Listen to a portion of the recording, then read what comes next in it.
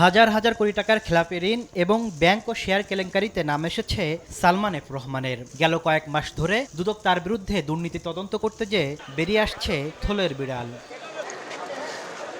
দুদকের তথ্য বলছে ২০১৫ সালে আইএফআইসি ব্যাংকের চেয়ারম্যান পদে বসেন সালমান এফ রহমান। ছেলে সায়ন এফ রহমানকে বানান ভাইস চেয়ারম্যান।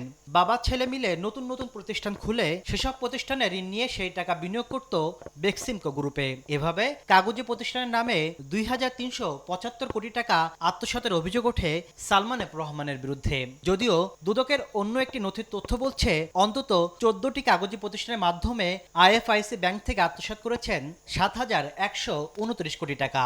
সবচেয়ে বেশি টাকা সরিয়ে ফেলা হয় ২০২২ থেকে ২০২৪ সালে। এ ঘটনায় ব্যাংকের ডিএমডি শাহ মোহাম্মদ মঈনুদ্দিন, ইকবাল পারভেজ চৌধুরী সহ ৪ জনকে জিজ্ঞাসাবাদ করেছে দুদক। একই অভিযোগে বৃহস্পতিবার ব্যাংকের আরও কয়েকজনকে জিজ্ঞাসাবাদের কথা রয়েছে।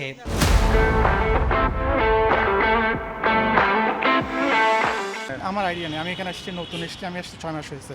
আইএফআইসি ব্যাংক পিএলসি কর্তৃক ভুয়া প্রতিষ্ঠানের নামে ঋণ দেখিয়ে আত্মসাতের অভিযোগে এই অনুসন্ধানটা রয়েছে এবং এই অনুসন্ধান সংক্রান্তে অভিযোগ সংশ্লিষ্ট ব্যক্তিদের মধ্য থেকে ৪ জনকে জিজ্ঞাসাবাদের জন্য ডাকা হয়েছে।